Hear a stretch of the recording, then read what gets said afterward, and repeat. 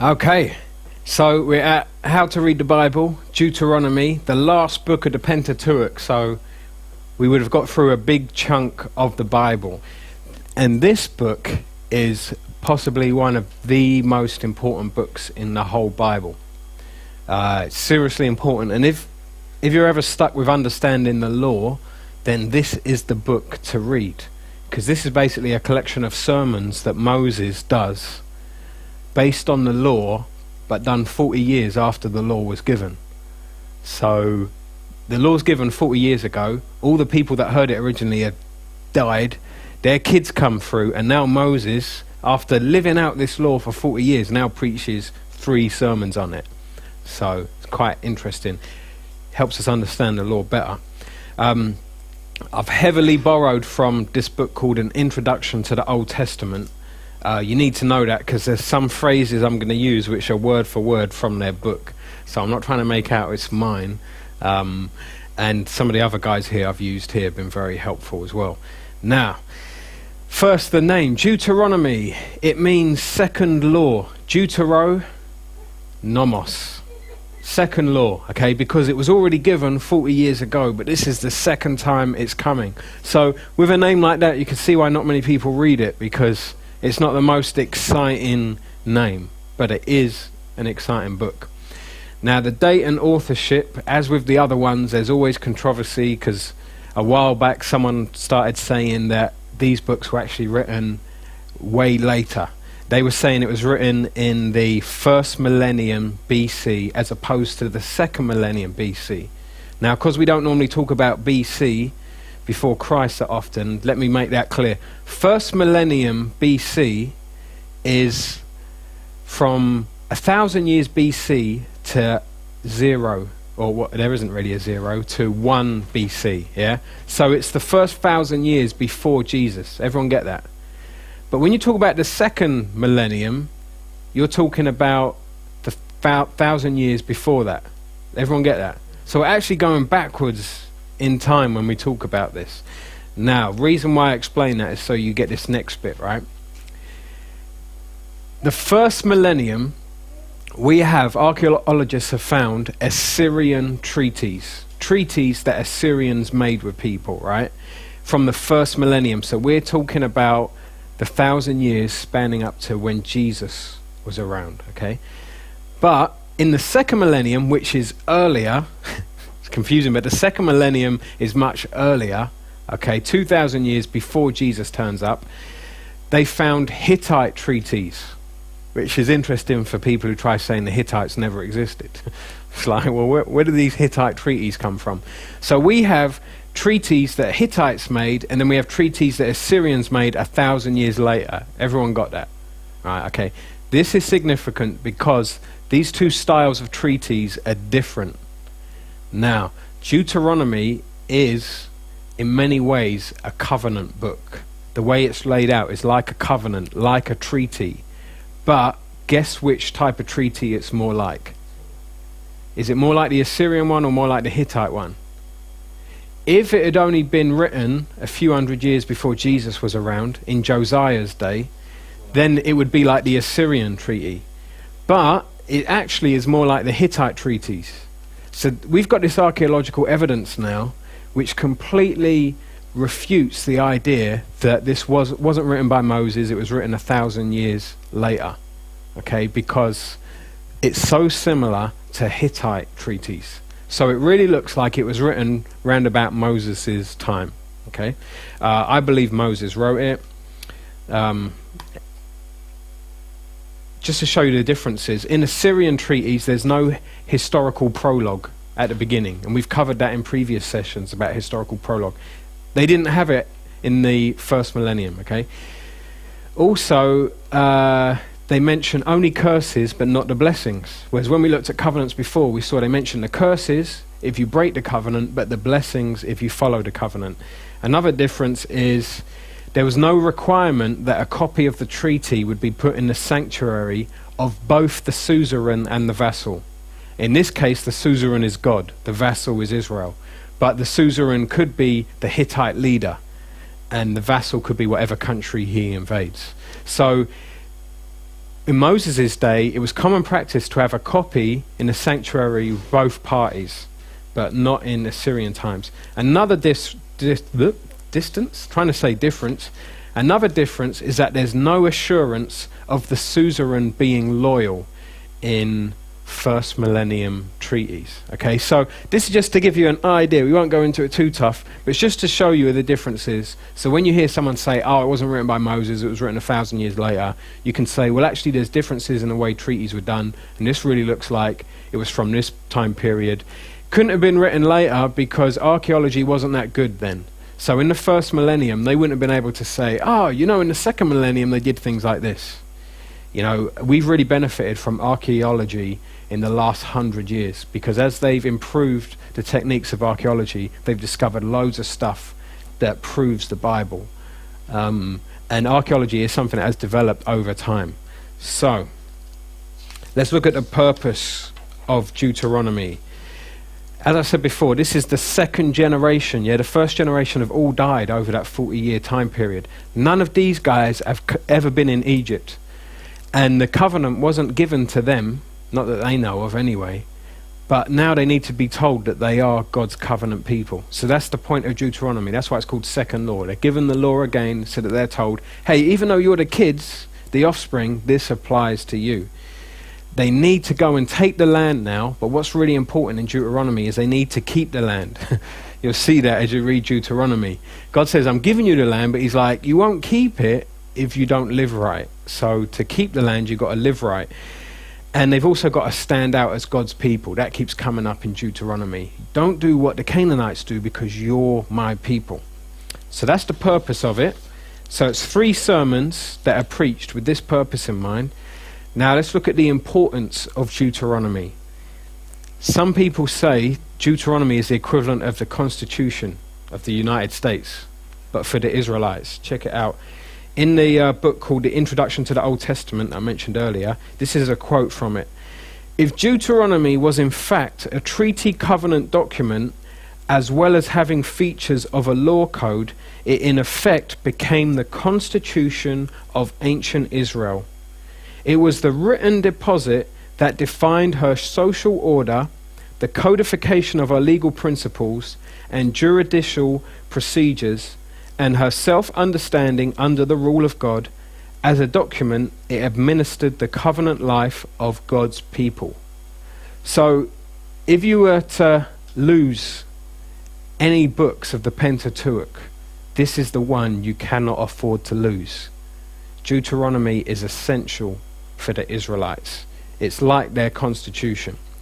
Now, let's look at the literary features of it, because things start changing a bit. We've done a lot of narrative, we've looked at covenants, we've looked at law, but we see something here which is called the narrator's voice. We start hearing the narrator's voice here.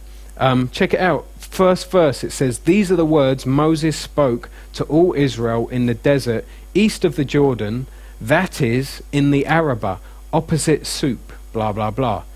This sounds like a narrator who's telling the story. But then you've got Moses, and Moses is the author. So it appears that Moses has done the writing, but there is a narrator. Maybe it was Joshua. You know, after Moses dies, it's clear that someone else has written about Moses dying. It's very unlikely that, although it's possible, but I don't really buy the explanation myself that Moses wrote the bit about him dying before he died. That just seems a bit strange to me.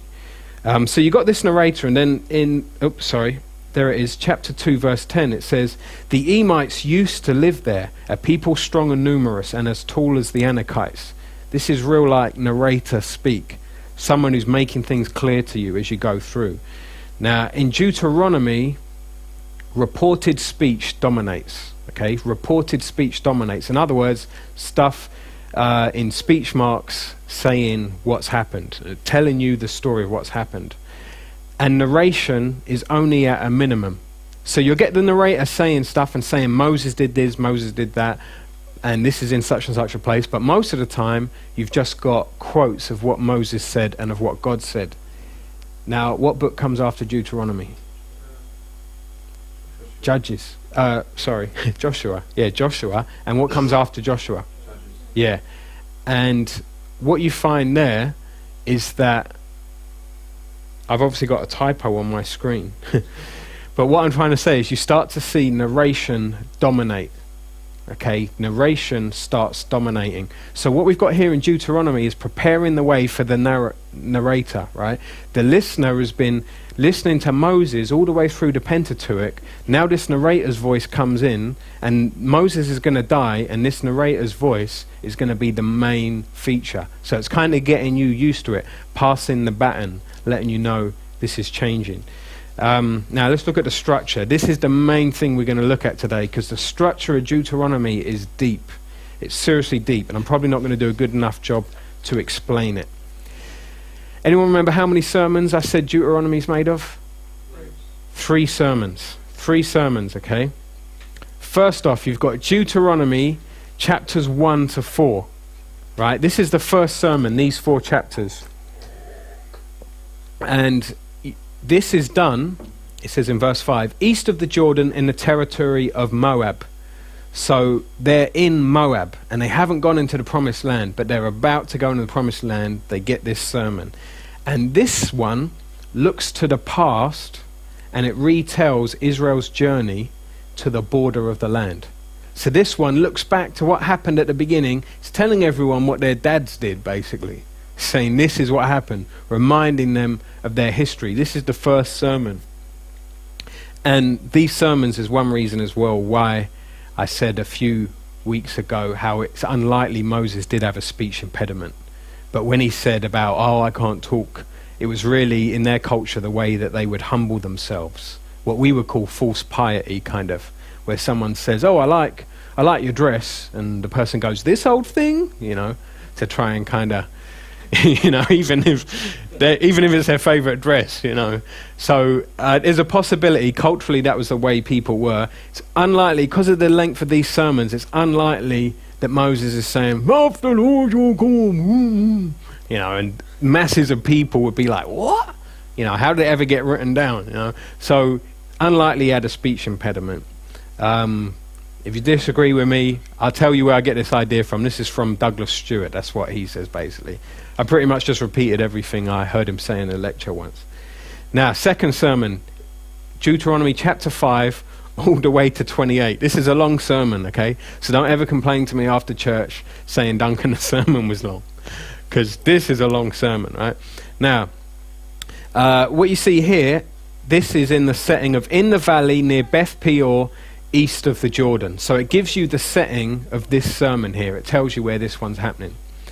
Then the third, and this one, this looks to the future. So the other sermons look to the past. This looks to the future, and it focuses on Israel's life under the law in the land.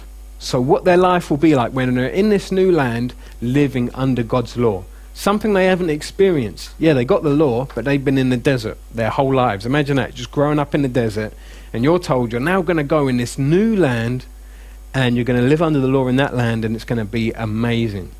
Yeah, it's not in here. It's not the way some of us perceive law. It's not like, guess what? We've got the law. It's like, we've got the law. The Canaanites don't have the law. They got no way to have a relationship with God. We do, and we're going to prosper in the land. Now, the third sermon, Deuteronomy 29 to 32. This is a shorter one here, and here it says 29 verse 1 in Moab. And some say that actually these 3 territories, these 3 places are all describing the same place, but in different ways. I don't know. And this is basically covenant renewal. Sums up a lot of the stuff Moses has already covered, and they're basically now saying this is the covenant, we got to do it, and this is a really good sermon. I like this one a lot. And then Deuteronomy 33 to 34 is narration, which is talking about Moses' death, and it prepares the way for Joshua. So that then when you find out Joshua's the leader, you're not like, it's not like with the Labour Party at the moment, like debates about who the next leader is. Here it makes it quite clear, Joshua's the guy, and he's God's guy. So everything's good. Now, check out this. I've shown you a very simple structure here of 3 sermons, but I'm going to show you 2 other structures that are going on in this thing. And you will appreciate God's Bible better the authors of the Bible better and the Holy Spirit better, because this is deep. I find it amazing how this was structured.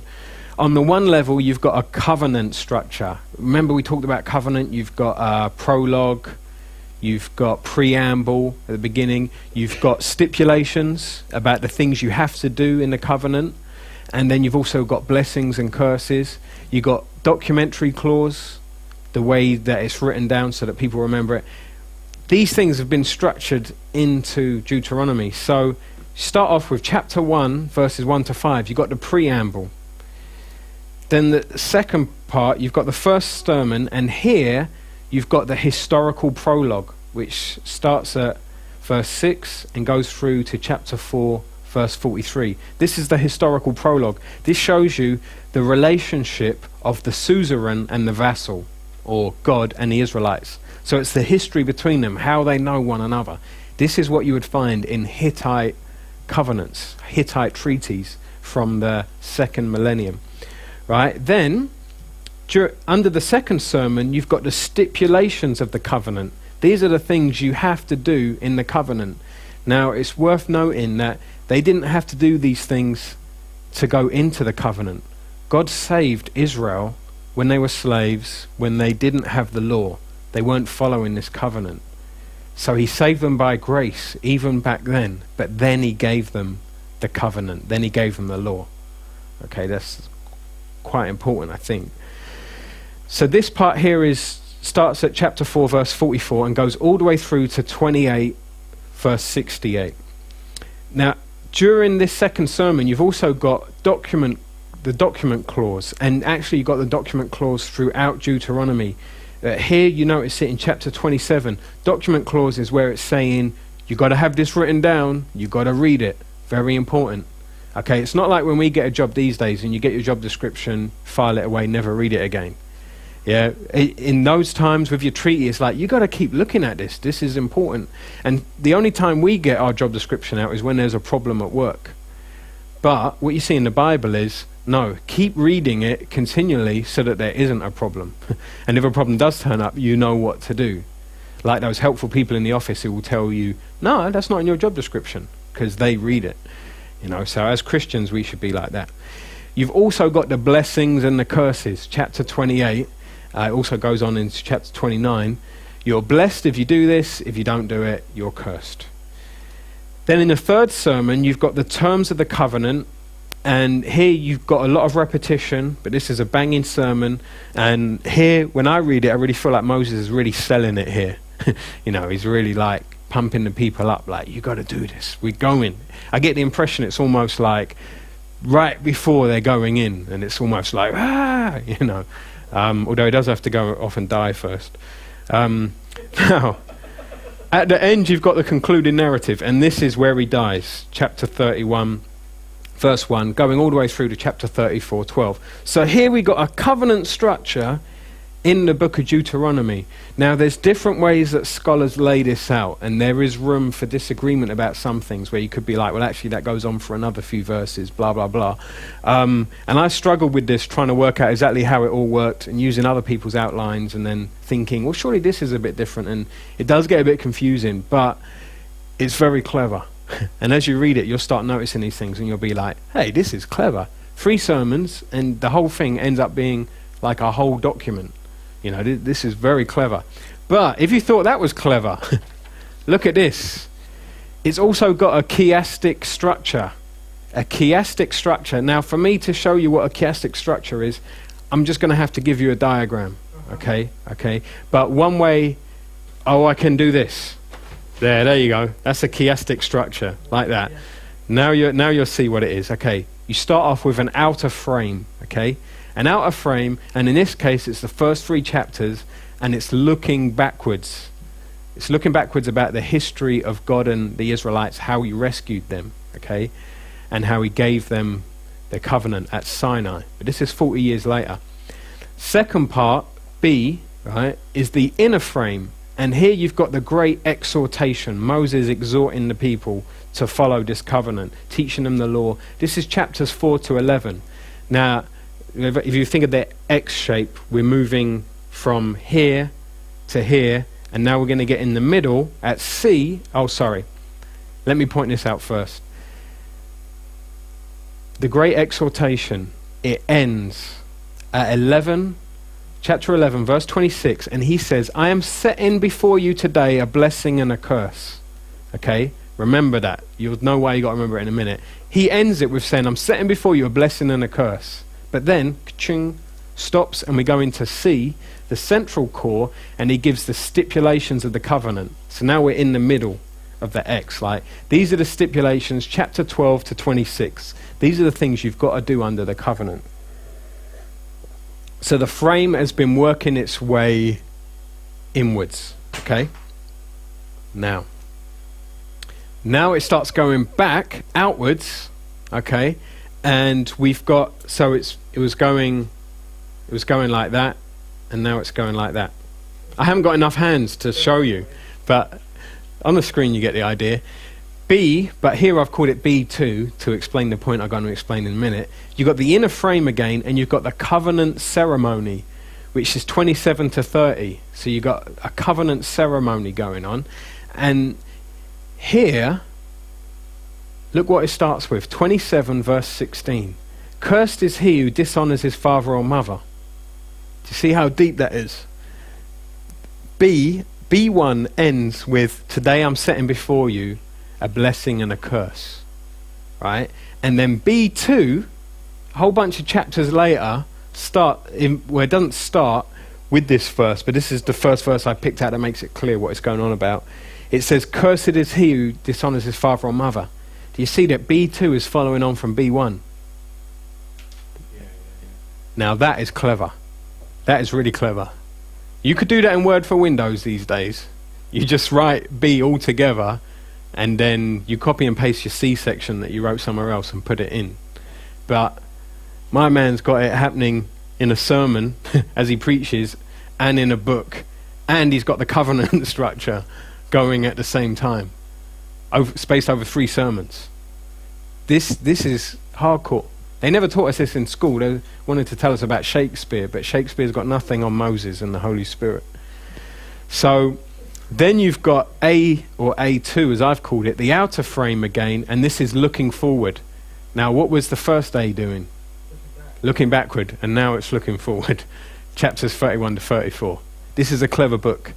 Some people think someone just made it up without any help from the Holy Spirit.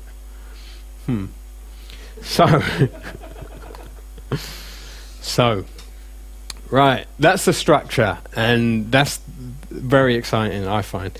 Now we're going to look at themes in Deuteronomy, and when we've looked at themes, we're going to end there, because then you've got more than enough so that when you read it, you are really benefiting a lot from this. Now you've got a theological message in Deuteronomy that basically it shows us what an ideal Israel would be. This shows us what an ideal Israel would be. One God, one people, one land, one sanctuary, and one law. This is what an ideal Israel would be. So that's key to Deuteronomy. Key to Deuteronomy. There's also a term that keeps coming up, the word brother. And when you see the word brother, it's talking about Israelites. That is important because some Muslims try saying that when it talks about a prophet coming forward in the future, and they say, some will tell you, oh, it says brother, and when you think about Isaac and Ishmael, they were brothers. Arabs come from Ishmael. Therefore, when it says a brother, it's talking about an Arab. Guess what? Muhammad is an Arab. He's the prophet, you know. But you can just tell them politely that in Deuteronomy, brothers is referring to Israelites. It's used continually throughout Deuteronomy, and it's written for the Israelites. And it's also used because it's stressing the unity of the people. It's like, hey, you guys have got to be unified. Even though there's all these different tribes, there's 12 tribes, but he's saying, but you are brothers, you are unified. So it's emphasizing unity. Another thing it emphasizes a lot is chosen, the term chosen. And you don't always hear people mention this when they're discussing predestination in the New Testament, but we probably do well to do that. Comes up a lot is some of the references in Deuteronomy 4:37, chapter 7, chapter 10, chapter 14, talks about God choosing the Israelites. But it also talks about him choosing the king, which is deep because there's no king for quite a while. But he talks about the time when they want a king. And we find later they want a king. He even warns that king to not get led into idolatry. And as you read it, you're like, boy, he's talking about Solomon here, you know. So it's a deep book. He may also be talking about Saul as well, and millions of other kings. But there's one bit where you read it and you're like, boy, that sounds like Solomon. It talks about the wives and stuff. And he chose the priests as well. So God chose these guys. And he chooses the place where he's to be worshipped. He tells them, don't just do it wherever you want. I'm going to choose the place. So the point is that everything is God's sovereign initiative. God's chose it all. Okay, it's down to him. And this is significant because in Deuteronomy 7, verse 6, he says, "For you are a people holy to the Lord your God. He has chosen you to be his people, prized above all others on the face of the earth." Check this bit out. "It is not because you were more numerous than all the other peoples that the Lord favored and chose you. For in fact, you were the least numerous of all peoples." So it wasn't because the Israelites were special that God chose them. Okay. Then it tells us in verse 8, "Rather it is because of his love for you and his faithfulness to the promise he solemnly vowed to your ancestors, that the Lord brought you out with great power, redeeming you from the place of slavery, from the power of Pharaoh, king of Egypt."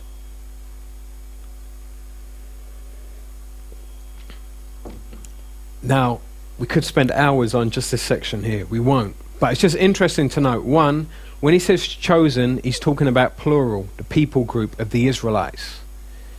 Interesting, when we talk about chosen a lot of time in the New Testament, we often don't consider whether it's talking about chosen plural, as in the people of God, or chosen singular.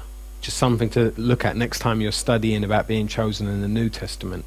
We know that not all the Israelites followed God, but we know that the Israelites were chosen. So that's just something to spend the next 10 years thinking about. But the other thing is, they weren't chosen because they were good. He doesn't say, "I chose you because I knew you would do wonderful things and you would follow me always." What you see in Scripture is God knew they wouldn't follow him, but he loves them and he chose them. And that is a much better way to view things, I think. To not think, I'm chosen by God because I am so good. He knew I'd be a good guy. It's like, no, it's because God loves us. That shows us that even when we think we're terrible and we're messing up all the time, God still chose us because he loves us. He knew we would make mistakes, but he chose us. So this is a big theme in Deuteronomy. Now you also hear God's name mentioned, right? And the point of that is that when God places his name on something, he's implying ownership. So he places his name on something and he's saying, I own this. So when the people are coming into this new land, God's making it clear that he owns it and that he owns them. He owns it. So when you see that, be aware of what that is. Another interesting thing that happens here is you've got the history of prophets, or you could call it the prediction of prophets, because here we find out where prophets come from. Check it out, right? The people have been afraid when they heard God's voice at Sinai. Yeah, there's this huge noise, God's voice, and the people were petrified. Anyone remember what they do? What they asked Moses? Yeah, they don't want God to speak to them anymore. Makes you think when we're at prayer meetings saying, reveal yourself, oh Lord. With these guys, that happened, and they're like, no. So they're like, oh, Moses, you've got to speak to God, you know. And so God speaks to him, spoke to Moses, Deuteronomy 5:22-33, if you want to look it up later. God speaks to Moses. This is the way it's operating. He's not speaking to the people directly, but speaking to Moses. But then after this time period, he then speaks to prophets. And you can see that at chapter 18, verses 14-22, where he talks about this. We're going to look at this verse in a second. And with these prophets, he tells us in the Bible that they will be obvious by the way they follow the covenant. If they adhere to the covenant, then they are proper prophets. You see that in chapter 13, verses 1 to 5. Okay? But the other way is if the things they say, their prophecies are fulfilled. Okay, in chapters 18, verses 21 to 22. So there's two things. One is, well, if they're a real prophet, they've got to say a prophecy that's going to come true. But the other thing is, God says, sometimes they could say a prophecy, it will come true, but then they tell you to follow other idols and gods. And if you do that, I'm testing you, don't do it. He's a false prophet. So there's two areas where it shows if they're a real prophet or not. Now, let's check it out. Deuteronomy 18:14. He says, those nations that you are about to dispossess, listen to omen readers and diviners. Kind of sounds like just about everyone, really, reading the newspaper in the morning or phoning up hotlines. He wants us to be different. So he says, but the Lord your God has not given you permission to do such things. We don't have permission for that. Verse 15, the Lord your God will raise up for you a prophet like me, talking about Moses, from among you, from your fellow Israelites, you must listen to him. This is the verse where some Muslims will tell you that it's talking about Muhammad. Okay? Now, who is this prophet? Jesus, yeah. They thought it might have been John the Baptist. They said, are you the prophet? John the Baptist says no. Jesus showed he was by the things he did, certain miracles that showed he was. Teaching in the New Testament shows us he's the prophet. But it's quite possible, right, from the following verses, that a succession of prophets was also in view. And I wouldn't be dogmatic about this, but looking at it, it really looks like God is talking about the prophet that's going to come, but also saying, hey, in the interim period, I'm going to send you prophets. If they do this, don't listen to them. If they do that, stone them. That kind of thing. Which is interesting. I was just thinking that today. Old Testament times, you stood up to give a prophecy, you had to be right, or you get stoned.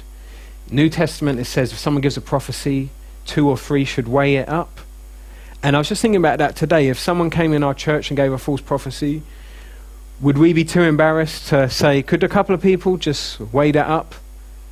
But it's like, that doesn't happen in churches, and it means everyone's got liberty to just stand up and say whatever they want. I've heard people say completely crazy stuff before that blatantly isn't prophecy. Old Testament times it wouldn't happen. There was things in place so that you grew up knowing, no, we don't do this. Maybe it would be good in churches if we did have 2 or 3 people. Is it 2 or 3 or 1 or 2? 2 or 3. To weigh up prophecies and to even say in a service, you know what? We don't think that's from God.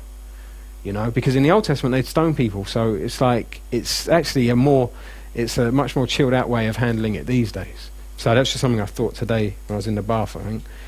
So, yeah, it could be he's talking about a succession of prophets. And check this out. Deuteronomy ends with chapter 34, verse 10. And this is a bit of narration. Obviously, this is the narrator talking. Since then, no prophet has risen in Israel like Moses, whom the Lord knew face to face. Okay, so the narrator is saying, no one else has come through like Moses. And if you remember, the previous verse we looked at said, in verse 15, the Lord your God will raise up for you a prophet like me from among you, from your own Israelites. Now, when it says like me, this is Moses talking. So he's saying a prophet like me. Then at the end of the book, you've got, no prophet has risen in Israel like Moses. So the narrator's saying that prophet hasn't come yet. Okay. Now, Jewish interpreters made this syllogism, right? Syllogism, you'll see what it is when you put 2 things together. First thing, God will raise up a prophet like Moses, chapter 18. Second thing, there has not been a prophet like Moses, chapter 34. The way you make the syllogism is you say, therefore, we must keep looking for such a prophet. So that was the way Jewish interpreters viewed this, right? That's why when John the Baptist turns up, they say, are you the prophet? Because no one has turned up yet like Moses. Now, the reason why this is significant is because look what Jesus did. He fed the 5,000 with bread, right? And he even made reference to manna from heaven. He's making it clear, I'm the prophet like Moses. He talks about giving them life-giving water, and Moses gave them the water at the rock. So Jesus is giving them these hints here. Hey, I'm the prophet like Moses. I'm the guy. Okay, that's that theme done about the prophets. Next thing, retribution. Okay, retribution. It's important in Deuteronomy that it's about the people have to possess the land. But not only do they have to go in and possess the land, they have to keep it also. They've got to keep it, okay? And this is achieved by obeying God's commandments. So you've got this theme of retribution going on. In other words, you follow God, you get to keep the land. You don't follow God, you lose the land. Quite simple. But it's a theme that keeps on going on through Deuteronomy. You might even, as you read it, think, wow, it's really going on about this a lot. But we know what happened in history. We know what happens in our own lives. So we can understand why it goes on about it a lot. So that's retribution. Now, next thing is Old in the New. Bits of the Old Testament in the New Testament. You will find so much of Deuteronomy in the New Testament. In fact, originally I thought I was going to show you loads of examples, but I found so many examples. I was like, I'm not even going to start. There's too many. As I looked it up, I found there was stuff I had no idea was from Deuteronomy in the New Testament. And you're like, rah, when Paul wrote that, he was thinking of Deuteronomy, because they would have known Deuteronomy really well. And you think back in King David's time, when he was talking about meditating on the law and it being a real joy to him, he was talking about just these 5 books. So he would have known Deuteronomy really well. The early church would have known only the Old Testament. So they would know Deuteronomy really well, and they use it a lot. So if you've got a Bible with cross-references in the side, as you go through Deuteronomy, just look at the side and you'll see New Testament cross-references. It's quite interesting.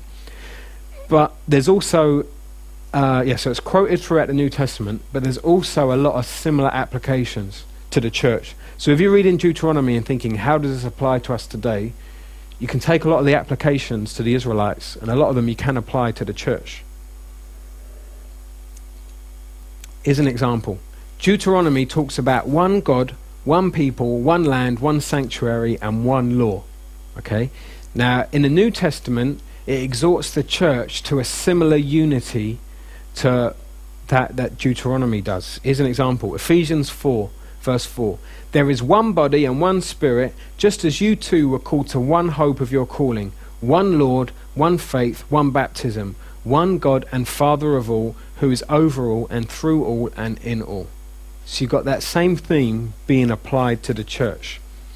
And Jesus prays in John 17, verse 11, Holy Father, keep them safe in your name that you have given me, so that they may be one just as we are one. So for Jesus, it was really important that the church would be one. And it's a hard balance. As you read Deuteronomy, it's hard because you see that there's got to be this unity, but the unity isn't at the compromise of following God's commandments. Following God's commandments is one of the ways they achieve the unity. Complete opposite to what many people are saying today. They're saying, look, for the sake of unity, can we just scrap all the doctrine and the Bible studies? We just got to love one another. That's not what you see in Deuteronomy. So when you read Deuteronomy, you should end up with a deeper love for the church and a desire to be more unified with other believers, but at the same time, a desire for us all to follow God's law. When I say law, I'm talking about Christ's law now, not Old Testament law. Follow Christ's law more seriously. Now we've got another topic here, loving God. Deuteronomy 6:5. You must love the Lord your God with your whole mind, your whole being, and your whole strength. Now this is interesting because you've got all these blessings and curses, and it'd be easy to be thinking, oh, we better obey so that we don't get cursed. Which sounds reasonable, but Moses, in his sermon, tells us that we got to obey not just to get our blessings, but because we love God. That's quite interesting, because it's really easy to start thinking, yeah, we don't want to get cursed. But it's like, yeah, but what about just loving God? There's a book called Shepherding Child's Heart, is it? That Shay's been reading, where it talks about there's a certain way to raise a child which can end up meaning the child only does the good behavior because they know that you punish them. Is that right? More or less. I kind of got it completely wrong probably. But the idea is to shepherd their heart rather than their behavior, so that they are actually behaving good because they want to, and they got a good relationship with you. Maybe I shouldn't have said the book's name, because I probably completely misquoted it. But that was what I got from what Shay explained to me, and I thought, yeah, that's quite a good idea. And it seems here God is also like, he wants us to love him, to obey him because we love him, not just because we don't want to get cursed. So it's also not just an emotional love. You know, this is a love that requires action. So it's not standing there going, you know, trying to love God more. It involves action. It's probably not a lesson in psychology here, because throughout the Bible you'll see this phrase and it changes as you see it. Sometimes it will say all your strength. Sometimes the word heart and strength have been swapped round. And when you get to the Septuagint, you see it gets even messier. You compare the Hebrew and the Greek in the Septuagint, and then compare the New Testament. And it really gets messy, and what you find is that there isn't really a clear-cut three things that keep cropping up. There may be three clear, distinct things, maybe. I'm not saying there aren't, but I'm just saying that from a sort of hermeneutics point of view, it appears the author is mainly trying to get the idea of total commitment, your whole life, you know, trying to say, love God with total commitment. Rather than getting us to be like, how do I love him with my mind? How do I, you know, it seems more, it's just like everything in your life, every area of your life, you got to love God. Now, document clauses, one of my favourite bits. Document clause is the bit that keeps coming up in the treaty to let you know you need a copy of this, you need to be reading it, okay? So you don't forget the covenant. Now, Deuteronomy 11:18, he says, fix these words of mine into your mind and being. Okay, fix them into your mind and being, and tie them as a reminder on your hands, and let them be symbols on your forehead. Now, there's evidence to say that other religions used to actually do this, but not to God, but to their gods, as a way of getting protection. You know, they're thinking they're getting protection by having these things written for gods on their hands and on their foreheads. God's letting them know that one of the ways they get protection is through this covenant. Not the actual act of having it on your forehead, but of relying on it, of it being so ingrained in your life that you're always focusing on it, always being reminded of it, always reading it. People did do this. They did tie them there. And I think it probably would have been a helpful visual aid. You know, Dad, why do you have this thing on your forehead? Well, son, and it all starts saying it. We was in Egypt, and then, you know, so it could be helpful. You know, you got it on your hands. It always reminds you God's covenant. Now, verse 19, he says, teach them to your children and speak of them as you sit in your house. So teach the kids, and when you're sitting in the house, talk about it then. As you walk along the road, as you lie down, and as you get up. So there's no time where someone could say, look, mate, you've been talking about the covenant a lot lately. You know, can we talk about football? You know, he's not saying that. He's not saying you can't talk about football. But what he's saying is, like, you need to be always talking about this. This is the main theme of your life. Then he says, inscribe them on the door frames of your houses and on your gates. So people did do this. We don't have to do it today. We're not living under this covenant, but there's applications here, serious applications. And remember, the law they had then was a paradigmatic law. Okay, I'm not going to go into paradigmatic again, but the point is, we can take a pattern from this. And people then would have to take a pattern from this and apply it. So in other words, if someone said, hey, you broke the law earlier, they couldn't say, well, you know what, I haven't had any doors to my house lately, so I haven't been able to write the covenant up. Because they'd be like, you know, it's a paradigmatic law. You know that you need to do whatever you have to do to learn the law. It's no excuse. It's like when a policeman told me once, ignorance of the law is not a justifiable defense. You can't say, sorry, Your Honor, I didn't know that was a law. Doesn't work. And you know, we need to make sure we know what the Bible says. Very important. But it's also important because of the reason God gives us. In verse 21, he says, so that your days and those of your descendants may be extended in the land which the Lord promised to give to your ancestors, like the days of heaven itself. Now, this is really important, I think, because sometimes we focus on the first ones and we're like, yeah, you got to you got to study the Bible, you got to know the Bible. And we forget that God's given it to them not as like a sort of punishment or penalty. He's actually saying, hey, if you do this, then you're going to live. You're going to live, you know, and your life is going to be extended. It's going to be great, you know, like the days of heaven itself. So next time someone says to you, oh, Bible study, that's just boring, you know, show them this verse and say, hey, do you want a good life? Like the days of heaven itself? Let's start studying the Bible. So you'll see document clauses popping up throughout Deuteronomy. Now, next thing we're going to look at, syncretism. Syncretism is the mixing of religions. You've got one religion and then you say, let's take bits from that religion. The word isn't in the Old Testament, but you see it happen again and again. You see it happen with believers in God. They become syncretists. Check it out. Deuteronomy 7. When the Lord your God brings you to the land that you are going to occupy and forces out many nations before you, Hittites, Girgashites, Amorites, Canaanites, Perizzites, Hivites, and Jebusites, 7 nations more numerous and powerful than you, and he delivers them over to you and you attack them, you must utterly annihilate them. This is what some people have difficulty with. They're like, what, annihilate them? But as you read through the Pentateuch, you'll see references to these people and you'll see they are not good guys. No one has a problem, most people don't have a problem with Osama bin Laden being caught and brought to justice. Well, maybe he's already dead, but people often say like, well, I think he should be brought to justice. But when you talk about the Hivites and all that, then people are like, oh no, God shouldn't have told them to kill them. These people were putting their children in the fire. You know, imagine that. You got a baby and then you put him in the fire as a sacrifice. These are not good people. God's like, no, they got to get out of the land. There's a bit where it shows that he's been waiting for their sin to reach a certain level. They had opportunity to repent, but when it gets to a certain level, then he's like, now the Israelites are going to come out of Egypt and they're going to deal with these people. Which also helps explain the 400 years of slavery.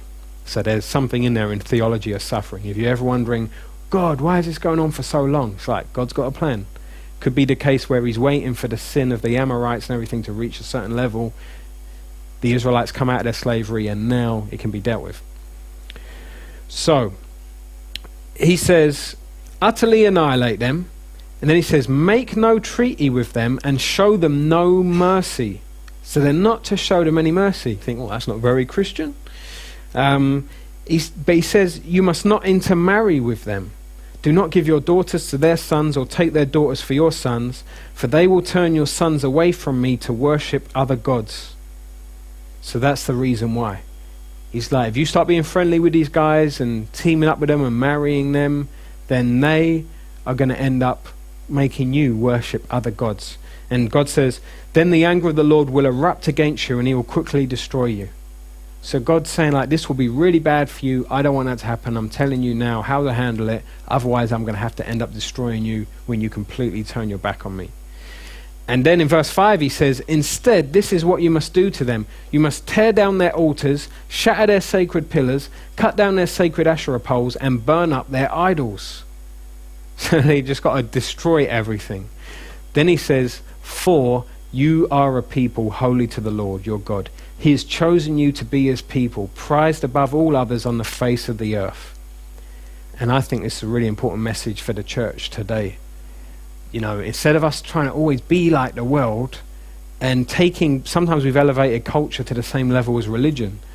And so many people in attempts to be culturally relevant have just got so into the culture, they don't look like God's chosen people anymore, they just look like the culture. But God's saying, no, you got to stand out. You're my holy people. Don't get involved in that. And when I hear stories today of Christians being taught to pray like Muslims, you know, that really saddens me. You know, Christians bowing down like the Muslims, but supposedly praying to God. It's like, you know, doesn't add up with Deuteronomy. Now, Deuteronomy 12 verse 4, he says, you must not worship the Lord your God the way they worship. So, you know, that's when you hear Christians saying, let's worship like Muslims, show them this, you know. It's like God didn't want them worshipping God the same way the Canaanites did. And he says, but you must seek only the place, But you must seek only the place he chooses from all your tribes to establish his name as his place of residence, and you must go there. So you got the tabernacle. That's where the people have got to go and worship, so they don't get led astray. Now in another chapter, well, same chapter, a few verses later, it says, and after they have been destroyed, all these things he's told them to destroy before you, be careful not to be ensnared by inquiring about their gods, saying, how do these nations serve their gods? We will do the same. I just found it amazing reading this, because I was like, I hear people doing the same stuff today. I've been in meetings where we've been told to do things that other groups are doing. You know, even with the excuse that, well, these people do this and it seems dodgy, but really it's just a system God put in place.